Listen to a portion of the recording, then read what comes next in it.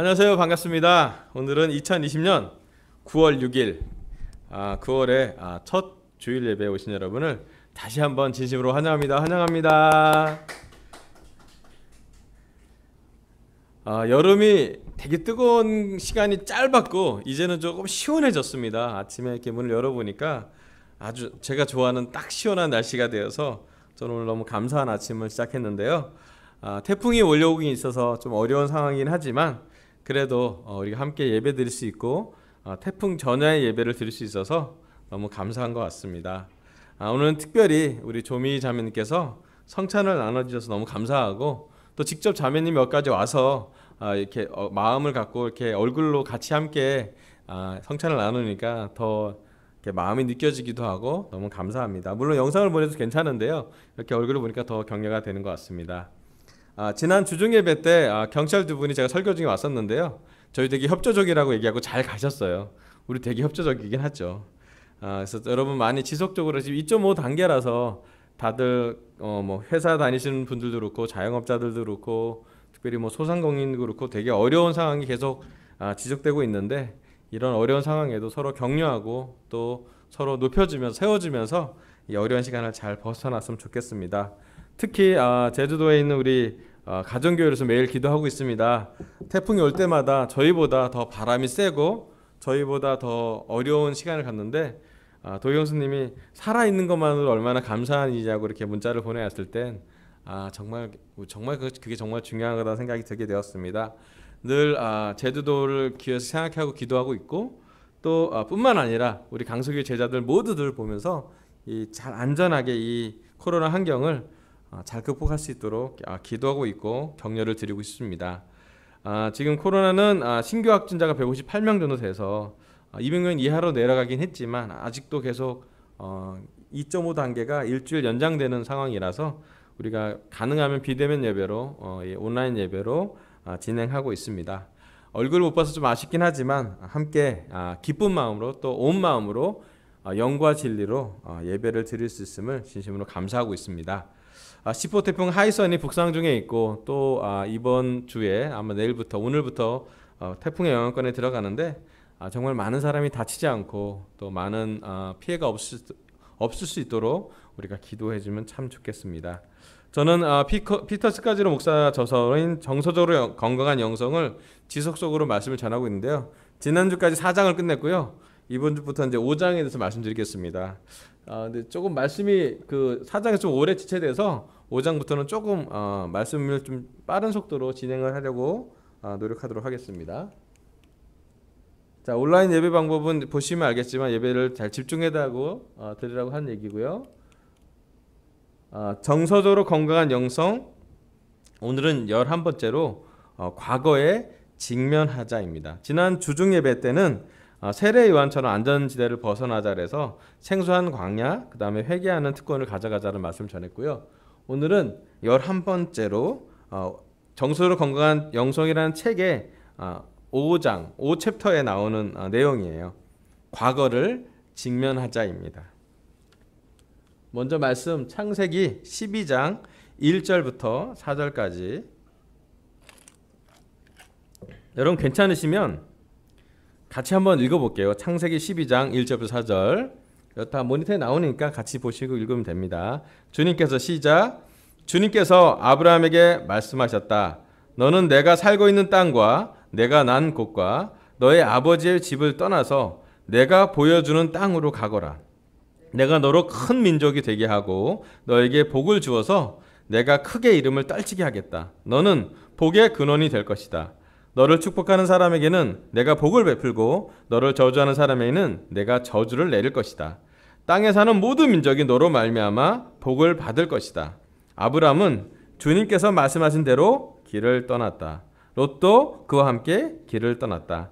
아브라함이 하나를 떠날 때 나이는 75이었다. 아멘. 여기 창세기의 12장의 말씀을 보면 11장에 바벨탑이 무너지고 드디어 12장에 아브라함에 대해서 하나님이 처음으로 등장하는 말씀을 합니다. 뭐 정확한 나이가 어떤지 정확히 모르겠지만 아브라함이 처음 하나님을 만나는 나이가 75이라는 거예요. 그럼 75까지는 하나님의 말씀 잘 못 듣고 일반인으로 살았겠죠. 예, 그렇게 살았다고 예상이 됩니다. 하나님은 아브라함에게 1절에 이렇게 말씀하십니다. 너는 내가 살고 있는 땅과 내가 난 곳과 너의 아버지의 집을 떠나서 내가 보여주는 땅으로 가거라 라고 말씀을 했어요. 하나님은 아브라함을 부르실 때 분명히 아브라함의 과거에 대한 것을 명확하게 이야기했습니다. 내가 살고 있는 땅, 공간, 내가 난 곳, 태어난 곳이죠. 가정, 그 다음에 너의 아버지의 집, 관계, 부자 관계를 다 표현하는 것을 성경에 기록하고 있습니다. 오늘 저의 설교 첫 번째 포인트는요, 우리의 과거 가정사를 직면하자입니다. 과거를 직면할 때 우리한테 제일 처음 가장 중요한 거는 우리 모두에게 가정사가 있었다라는 것이에요. 성경에서 가정이라는 말은, 또 가족이라는 말은 보통 3대 4대 정도 포함하는 확대 가족을 의미합니다. 그래서 하나님은 자신을 아브라함의 하나님, 이삭의 하나님, 야곱의 하나님으로 불리시죠. 그냥 하나님 아니고 나는 아브라함의 하나님, 이삭의 하나님, 야곱의 하나님으로 불린다고 보통 세 대를 얘기합니다. 아브라함, 이삭, 야곱, 이 3대를 같이 어울러서 가정 또는 가족으로 하나님의 말씀은 기록되어 있습니다. 우리가 세상을 살아갈 때 외적인 사건들과 환경 영향을 아주 많이 받고 살죠. 태어나면서부터. 그런데 우리에게 가장 큰 과거, 가장 큰 정체성, 가장 큰 성품의 영향을 주는 그곳은 바로 가정입니다. 우리 각 사람에게 가족은 되게 중요한 역할을 주고 가정은 아주 중요한 환경이 됩니다. 우리 스스로한테 한번 물어봤으면 좋겠어요. 우리는 나에게 가정은 어떤 이미지가 있는지, 나의 아버지, 나의 어머니, 나의 형, 누나, 동생 또는 우리 가족 구성원이 함께하는 가정은 어느 정도의 이미지로 우리가 기억하고 있고 생각하고 있는지를 한번은 돌아봤으면 좋겠습니다. 우리 각자의 자아는 가정사랑 깊은 연관이 있습니다.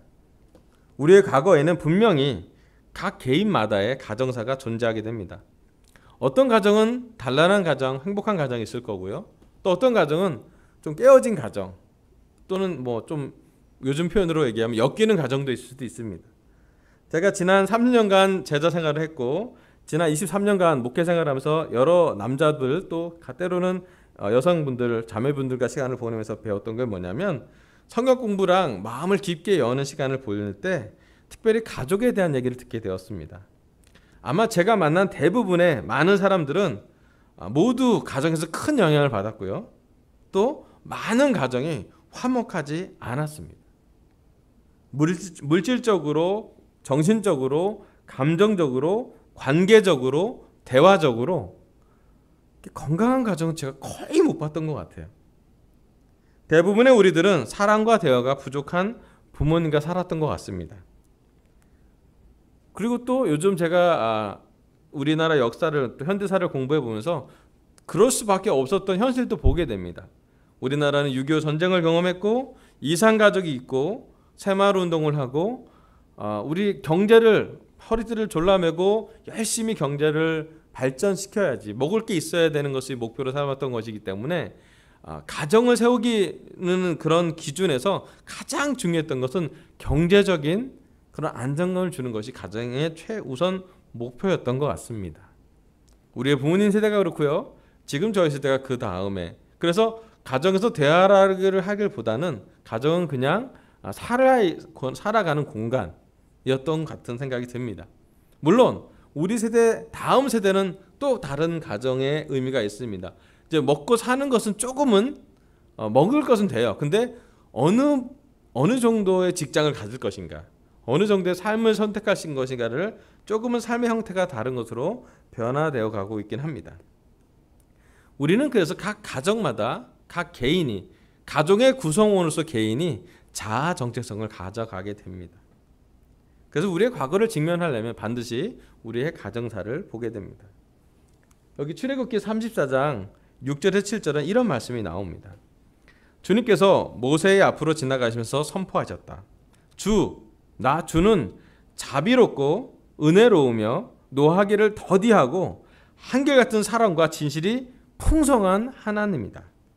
수천 대에 이르기까지 한결같은 사랑을 베풀며 악과 허물과 죄를 용서하는 하나님이다.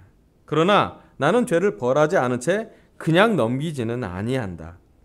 아버지가 죄를 지으면 본인에게 뿐만 아니라 3, 4대 자손에게까지 벌을 내린다. 아멘. 구약에 나온 출애굽기에서 하나님은 자신의 성품을 이렇게 말씀하십니다. 자비롭고 은혜로우며 노하기를 더디하고 한결같은 사랑과 진실이 풍성한 하나님이라고. 사실은 이 하나님은 신약의 하나님과도 연결되고 이 하나님은 지금 우리의 아버지 하나님 되십니다. 근데 우리가 이 많은 은혜가 풍성하신 말씀은 되게 많이 써 있는데 자꾸 그건 익숙하고요. 우리한테 마음에 딱 걸리는 게 뭐냐면 죄를 지으면 대가를 꼭 치르는 하나님이 마음에 걸리기도 합니다. 그렇죠. 우리가 악과 허물이 있죠.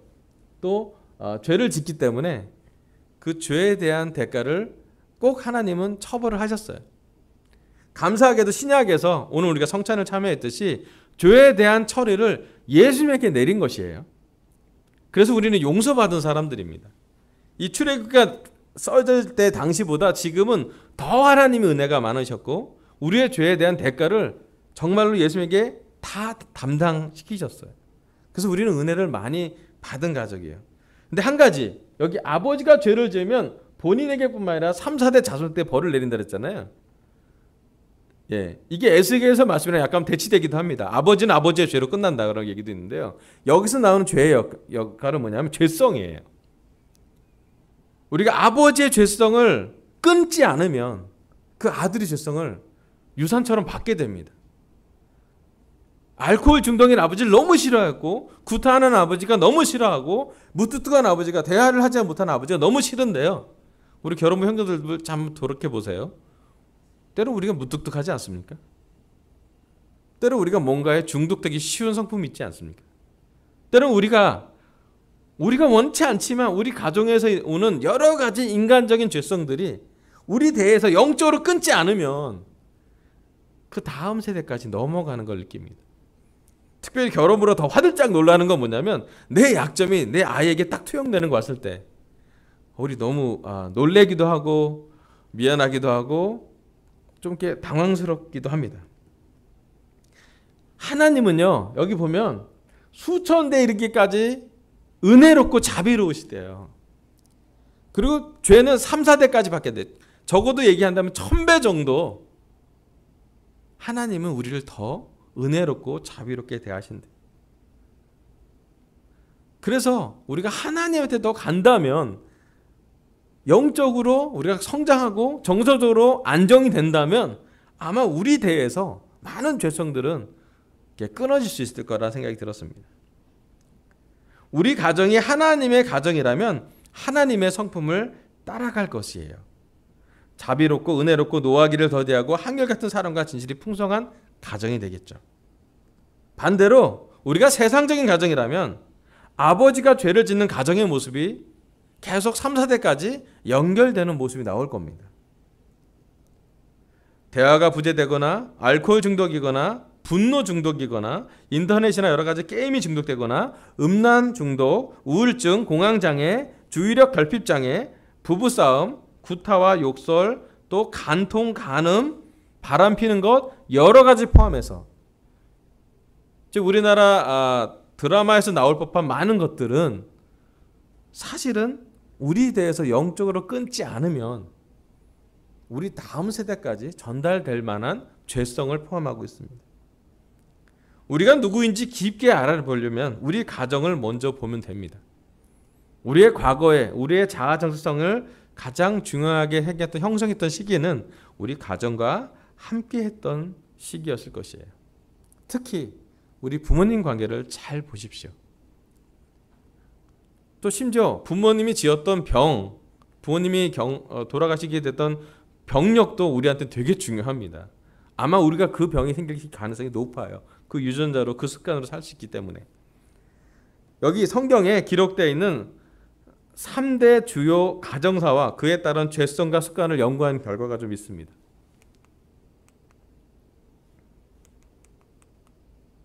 성경에 나오는 아브라함의 하나님, 이삭의 하나님, 야곱의 하나님이잖아요.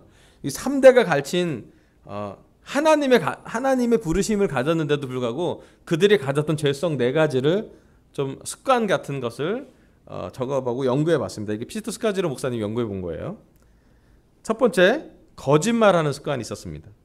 아브라함은 2번이나 자신의 아내 사라를 자신의 누이라고 속였습니다. 근데 보면 아브라함이 처음 말씀을 들은 게 75세니까 거짓말을 이미 하고 있었다는 것이었겠죠. 아마 그 결과 그 습관이 있었던 것 같아요. 이삭과 리브가의 결혼 생활에는 거짓말이 많이 등장합니다. 이삭과 리브가를 찾는 결혼 생각까지는 되게 영적인데요. 결혼하고 나서는 그들 안의 관계에 사실은 아브라함의 죄성이 연결됩니다. 거짓말하는 죄성. 야곱은 거의 모든 사람에게 거짓말을 했습니다. 그의 이름의 뜻도 속이는 자, 야곱이라는 뜻입니다. 야곱의 10 아들들은 동생 요셉이 죽었다고 거짓말을 했고 거짓 장례를 치른 후 10년 이상이나 부친을 속였죠. 이게 아브라함과 이삭과 야곱 가정의 죄성입니다. 계속 전달되는 거 보여지죠. 오히려 더 심해집니다. 사실은. 자, 2번째. 원만하지 못한 부부관계예요. 아브라함은 아내의 몽둥이였던 하갈을 통해 아들을 얻습니다. 이스마엘. 근데 이스마엘을 얻자마자 하갈과 아내 사라 관계가 완전히 틀어지죠. 그때부터 엮이는 가정이 됩니다. 왜냐하면 이스마엘이 아들이었고 이삭이 태어나기 전까지 사라는 너무나 쓰라린 삶의 경험을 하게 되고 아브라함은 적절한 정리를 하지 못합니다. 이유는 원만하지 못한 부부관계를 가졌기 때문이죠. 2번째, 이삭과 리브가는 사이가 그렇게 좋지 않습니다. 그래서 거짓말을 했죠, 이삭이. 3번째, 야곱은 2 아내와 2 첩을 거느리고 12명의 아이를 낳습니다. 우리가 볼 때 아름다운 또는 영적인 건강한 바람직한 최근에 우리가 얘기할 수 있는 성경에 나오는 장로의 자질의 상품에 야곱이 살지 않았습니다. 자, 그 다음에 자식을 편애하는 습관이 있었어요. 아브라함은 이스마엘을 편애했습니다. 그래서 하갈은 교만했고 사라는 비참해졌죠. 이삭은 에서를 편애했습니다. 털이 많은. 반대로 아내 리브가는 야곱을 편애했습니다.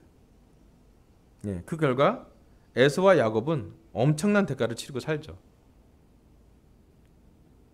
어쩌면 편애가 그렇게 나쁜 죄는 아니지 않을까 생각할 텐데 한 가정의 작은 차이는 큰 갈라짐을 야기하게 됩니다. 야곱은 요셉과 베냐민을 편애했습니다. 이 편애는 나머지 형제들의 거짓과 엄청난 죄로 연결이 되죠.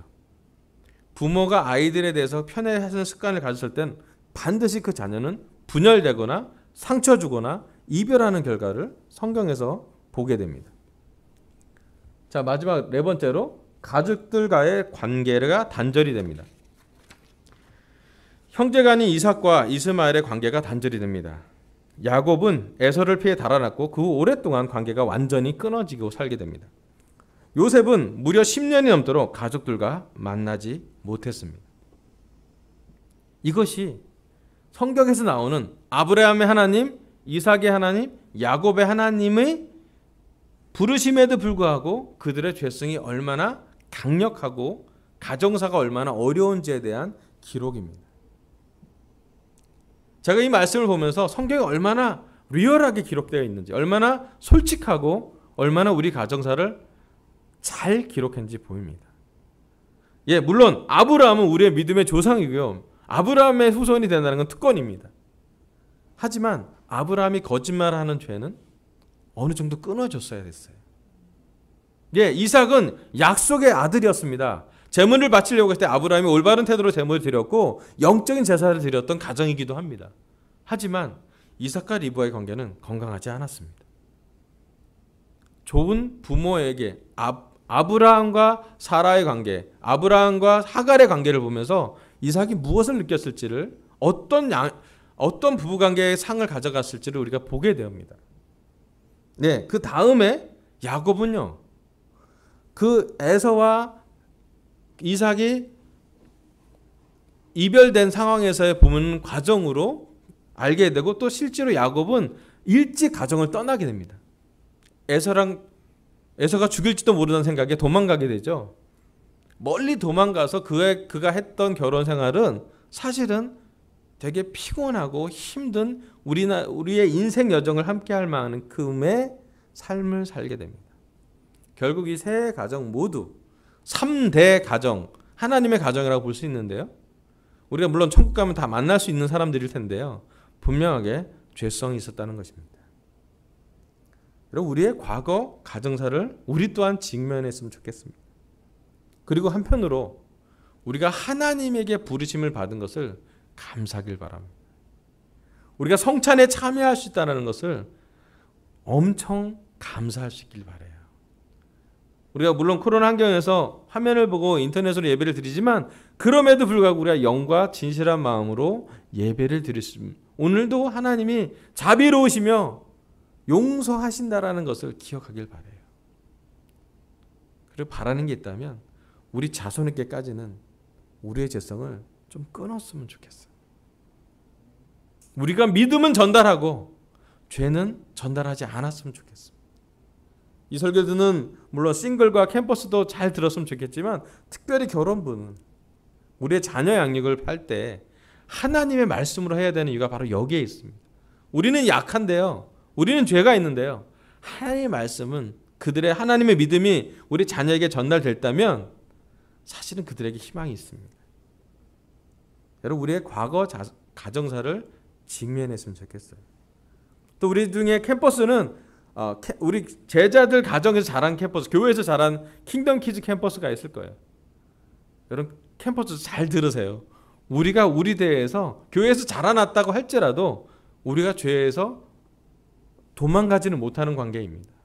우리 스스로도 우리 부모님 관계도 보지만 우리에게도 올바른 영적인 하나님 관계를 통해서 하나님의 십자가, 예수님의 십자가를 통해서 우리의 죄성과 싸워야 합니다. 그리고 하나님의 은혜로우심을 경험할 수 있으면 좋겠습니다. 아멘.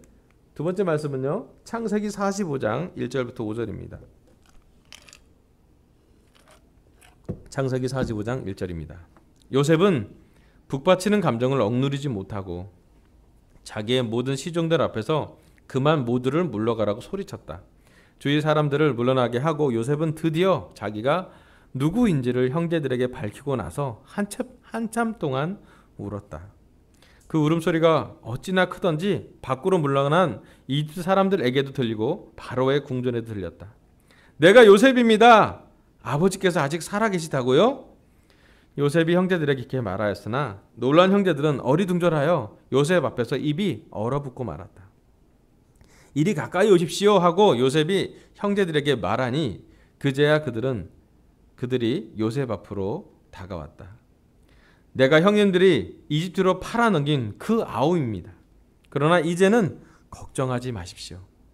자책하지도 마십시오.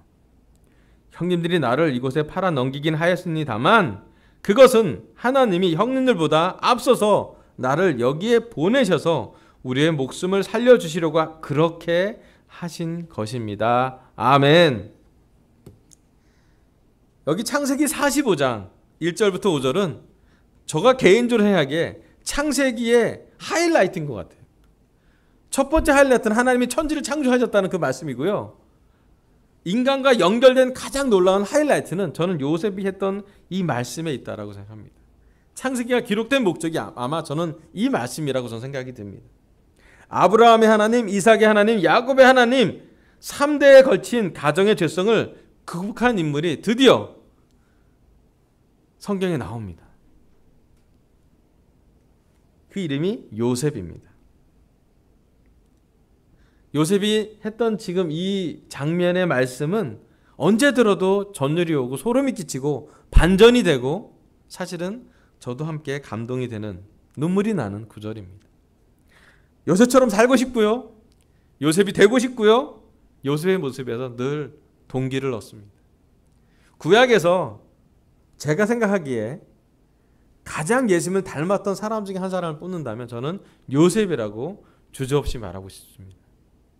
요셉은 억울함을 당했고요. 요셉은 팔림을 당했고요. 형제들에게 배신을 당했고요. 엄청난 10년이 넘는, 적어도 13년 이상이나 되는 억울한 시간을, 고난의 시간을 겪고 아무도 없는 곳에서 그는 하나님을 믿고 의지한 사람입니다.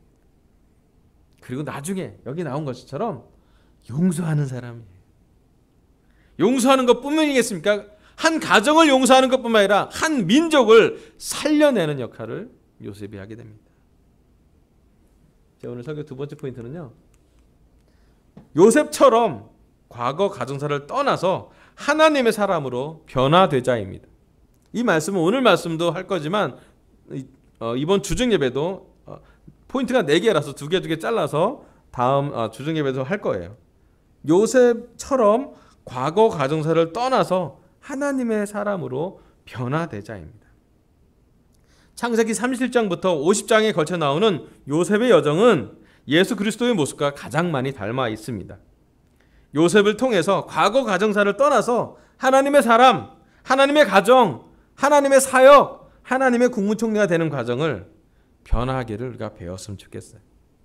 저는 이 말씀이 우리 강석의 제자들, 또 이 설교 듣는 모든 사람들이 이번 주는, 또 이번 한 주까지는 요셉을 대해서 집중하고 요셉을 통해서 배우고, 코로나 환경에서 특별히 고난이 많았던 환경 속에서의 요셉을 보면서 우리가 예수님을 닮아갔으면 좋겠어요. 함께 창세기 45장 6절에서 9절 보겠습니다. 이 땅에 흉년이 든 지 이태 7년이 됩니다. 앞으로도 5해 동안은 밭을 갈지도 못하고 거두지도 못합니다. 하나님이 나를 형님들보다 앞서서 보내신 것은 하나님이 크나큰 구원을 베푸셔서 형님들의 목숨을 지켜주시려고 하는 것이고, 또 형님들이 자손을 이 세상에 살아남게 하시려는 것입니다. 그러므로 실제로 나를 이리로 보낸 것은 형님들이 아니라 하나님이십니다. 하나님이 나를 이리로 보내셔서 바로의 아버지가 되게 하시고 바로의 온 집안의 최고의 어른이 되게 하시고 이집트의 온 땅의 통치자로 세우신 것입니다. 이제 곧 아버지께로 가셔서 아버지 아들 요셉이 하는 말이라고 하시고 이렇게 말씀을 들어주십시오. 하나님이 저를 이집트 온 나라의 주권자로 삼으셨습니다. 아버지께서는 지체하지 마시고 저에게로 내려오시기 바랍니다. 아멘. 눈물을 크게 흘렸던 요셉이 했던 말씀은 우리에게 요셉의 정체성, 또 마음의 바닥에서 고난, 눈물, 고통 중에 얻었던 그의 영성이 드러나는 모습을 보여줍니다. 요셉이 가졌던, 요셉이 변화했던, 고난에도 불구하고 요셉이 가져갔던 네 가지의 하나님의 사람으로 변화 과정을 저희도 같이 듣고 저희도 함께 참여했으면 좋겠습니다. 그 중에 2가지는요. 첫 번째는요, 요셉은 가족에 대한 슬픔과 상실감을 솔직하게 인정했다는 것입니다. 창세기 45장 2절에 이런 말씀이 납니다. 한참 동안 울었다. 그 울음소리가 어찌나 크던지 밖으로 물러난 이집트 사람들에게 들리고 바로의 궁에도 들렸다고. 요셉은 고통스러운 시간을 축소하거나 합리화하거나 심지어 포장하지 않았습니다. 성경에는 요셉이 팔린 것을 기록하고 있고, 하나님의 가정, 야곱의 가정의 자식들도 하나님을 믿지 않는다면, 하나님의 말씀을 따르지 않는다면 어떠한 일을 하는지 명확히 기록하고 있습니다. 요셉이 걸어온 시간에 대해서 가장 예수님과 예수 그리스도와 연결된 부분은 억울한 고통의 인생이라는 그 공통점입니다. 창세기는 그 억울했던 요셉의 말씀을 기록하고 있고, 하나님의 사람 야곱에게도 그 아버지의 죄, 형제들의 죄가 기록되어 있음을, 그 가정사를 명확하게 보여주고 있습니다. 죄가 되물리되는 현상을 기록하고 있습니다. 죄의 결과는 하나님과도 분리되지만 그 죄에 대한 결과는 가족 안에서의 깊은 상처와 고통, 또 이별의 시간입니다. 요셉이 얼마나 울었을까? 요셉이 얼마나 억울했을까? 얼마나 많은 시간, 티니였던 요셉이 청년으로 가면서 가졌던 그 눈물과 불합리화와 억울함의 삶의 끝이 어디 있는지, 얼마나 외로웠고 얼마나 막막했을까? 아버지를 불러보고 싶고 형들을 불러보고 싶고 어머니를 불러보고 싶었지만 그의 삶에 형을 생각하면 분노가 올랐을 것이고 아버지가 생각나면 그리움이 솟았을 것이고 어머니를 생각한다면 마음이 아팠을 것이에요. 가슴에 매일매일 잠을 이루지 못할 정도로 고통을 새길 수 있었습니다.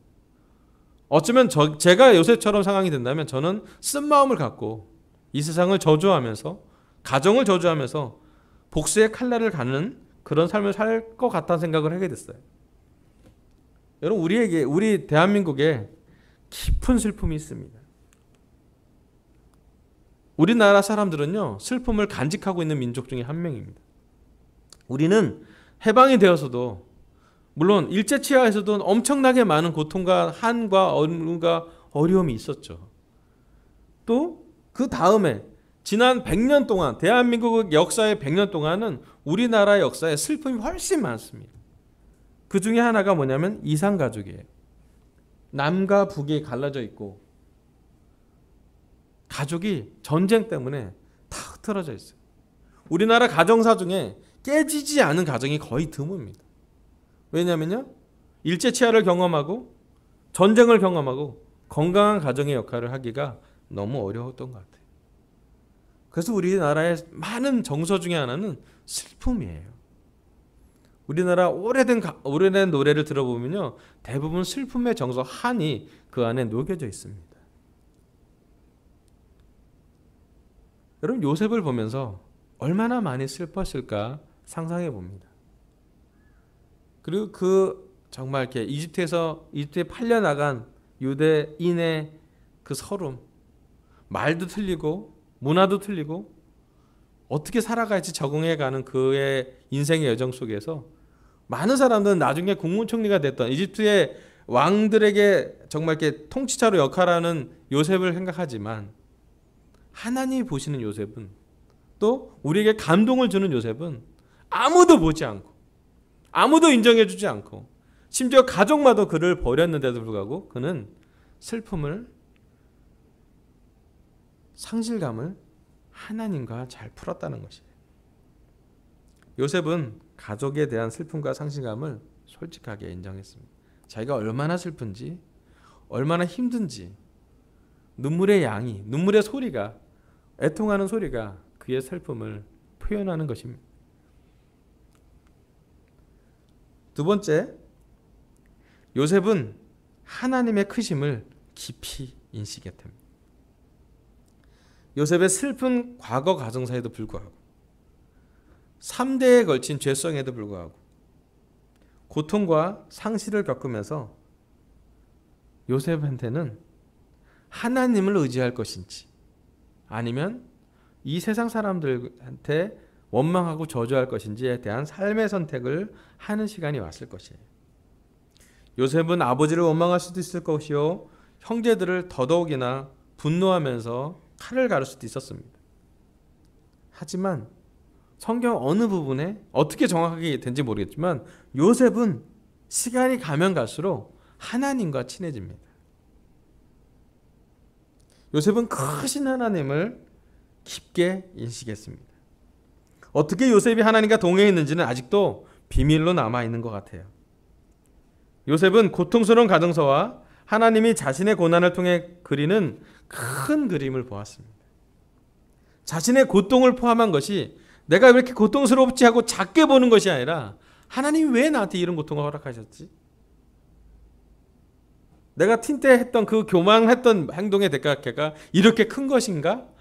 여러 가지 많은 생각을 했지만 요셉의 생각의 결과는 뭐냐면, 나를 이집트로 보낸 것이 형이 나를 팔아라는 과정이었지만 그것을 무시하지 않고 그것은 마음에 남아있긴 하지만 더 큰 그림은 크신 하나님이 이스라엘 백성, 나의 아버지를 포함한, 나의 가정을 포함한 이스라엘 민족을 구원하기 위해서 나를 이곳에 보냈다라는 말씀을 하게 됩니다. 여기 얘기합니다. 8절, 그러므로 실제로 나를 이리로 보내는 것은 형님들이 아니라 하나님이십니다. 이거 엄청난 선언입니다. 죄를 지은 형한테 용서할 수 있는 가장 큰 것은 뭐냐면, 하나님을 볼 때예요. 사람을 볼 때 우리가 용서할 수 없습니다. 특별히 형이한테 어떻게 불가항력적인 동생으로서 평생 우리가 얘기하는 트라우마로 살 수도 있고요. 평생 원망하며 살 수 있습니다. 하지만 요셉은 명확히 이야기합니다. 명확한 선언을 합니다. 나의 고난은 사람이 아니라 하나님이 주신 것이라고요. 더 정확히 얘기하면 하나님이 보내신 것이기 때문에 하나님을 믿고 의지하는 것이에요. 여러분, 우리가 우리 인생을 살면서 특별히 이 설교 듣는 우리 모두는 조금이라도 요셉을 닮아간다면 우리 인생이 밝아질 것이에요. 우리에게 상처 준 사람에게 되갚는 것을 우리 힘으로 하지 않는 이유는 하나님한테 온 것을 믿어야 돼요. 죄송합니다. 하나님의 고통을 허락하세요. 하나님의 아들인 예수님도 십자가에 기적으로 내려오지 않으셨습니다. 죄송합니다. 기독교는 고난을 인정하는 종교입니다. 고난이 없을 것이라는 것을 설교하라고 얘기하지 않습니다. 고난 중에 하나님을 의지하는 것이고요. 고난을 통해서 하나님을 높이는 것이고요. 고난을 받으면서도 복수하지 않는 것이 바로 그리스도인의 예수님의 제자의 삶입니다. 요셉은 이야기합니다. 하나님이 나를 이리로 보내셔서 바로의 아버지가 되게 하시고 바로의 온 집안의 최고의 어른이 되게 하시고 이집트 온 땅의 통째로 세우신 것입니다. 그 이유는 무엇인가요? 민족을 살리기 위해서라고요. 이미 2년 동안 흉년이었는데 아직 5년 더 남았대요. 흉년이. 흉년을 예측해냅니다. 우리가 코로나 환경이 지금 7개월째 진행되고 있습니다. 만약에 우리가 코로나가 3, 4년 더 진행된다면 우리는 어떤 믿음을 갖고 살까요? 5년, 10년 동안 앞으로 우리 자손들은 계속 마스크를 쓰고 살아야 되는 환경에 산다면 우리는 어떠한 태도를 갖고 살아야 할까요? 요셉은 이집트에서 이집트 말을 하며 이집트에 사는 방법을 터득했고 이집트 황제, 이집트 왕의 은총을 받을 정도로 치열하게 자신을 바꾸면서 살았습니다. 언어도 다를 것이요, 문화도 다를 것이요, 모든 것이 생소했지만 그는 자신을 변화시킵니다. 깎아지는 고통을 통해서 그는 무엇인가 하나님의 관계를 개척해냅니다. 저는 놀라운 이집트인이 되려고 요셉이 노력한 것이 아니라 하나님 앞에 의로운 사람이 되려고 노력한 요셉을 보게 됩니다. 그는 음란함을 멀리하게 최선을 다했습니다. 그의 아버지에게 음란함의 모습을 많이 봤을 때도 불구하고 그는 그 모습을 잘라냈습니다. 그는 다른 문화, 더 음란한 문화가 있는 이집트 지역에서도 순결하게 자기 삶을 지켜냈습니다. 그는 그의 직장에서 빛이 났습니다. 걸레질을 하는 일이나 보디발의 아내한테 추행을 당하는 일이나 여러 가지를 겪으면서 그는 그의 삶을 하나씩 하나씩 영적으로 개척하고 있었습니다. 요셉은요, 하나님의 크심을 깊게 인식했습니다. 여러분, 우리에게 고난이 있는 거 너무 싫습니다. 2.5단계 너무 싫어요. 사실은 저희뿐만 아니라 지금 대한민국의 많은 사람들이, 소상공인들이, 자영업자들이, 여행업에 종사하는 사람들이, 학원을 하는 사람들이, 학교를 다니는 사람들이 누구나 우리 가정사에 한 사람 이상은 고통당하고 있을 것이에요. 여러분, 고통 중에서 우리가 요셉을 닮을 것인지 아니면 누군가를 원망할 수 있어요. 우리나라 국가를 원망할 수 있고 인도자를 원망할 수 있고 심지어 기독교 인도자를 원망할 수 있어요. 하지만요, 우리가 선택해야 될 것은 크신 하나님을 보시길 바랍니다. 요셉은요, 고난 중에서 크신 하나님을 보았어요. 누가 시켜서 기도하는 것이 아니었고요. 사람들 보는 옆에서만 열심히 일했던 사람도 아니고요. 그는 하나님에게 마음을 다 주었습니다. 여러분, 그래서 요셉에 대해는 그 3대에 걸친 죄성이 많이 끊어진 흔적을 보게 됩니다. 왜냐하면요, 하나님의 말씀에 순종했기 때문이에요. 여러분, 우리 모두 저와 함께 요셉처럼 과거의 가정사를 떠나서 하나님의 사람으로 변화되길 바랍니다. 그리고 우리의 죄성을 좀 뛰어넘을 만한 십자가, 부활, 크신 하나님을 경험하기를 부탁하고 싶습니다. 하나님은 오늘 저를 통해서 정서적으로 건강한 영성 11번째, 과거를 직면하자라는 말씀을 했습니다. 여러분, 우리의 과거 가정사를 직면하십시오. 그리고 하나님의 영적 가족이 된 것을, 성찬을 할 수 있음을, 죄를 용서받을 수 있음을 감사하시길 바랍니다. 그리고 우리 대해서 좀 끊었으면 좋겠습니다. 믿음 없음을, 거짓말하는 것을, 음란한 것을, 교만한 것을, 이기적이고 게으른 것을, 사랑이 적은 것을 좀 끊어내기를 부탁드리고 싶습니다. 두 번째, 요셉처럼 과거 가정사를 떠나서 하나님의 사람으로 변화됩시다. 슬픔과 상실감을 솔직하게 인정하기도 하고요. 하지만 그보다 더 크신 하나님, 위대하신 하나님, 우리의 죄성보다 은혜가 더 깊으신 하나님을 경험하고 그 하나님의 말씀을 통해, 그 하나님의 은혜로우심을 통해 우리 또한 요셉처럼 하나님의 사람으로 변화되길 바랍니다. 설교를 마치겠습니다. 감사합니다.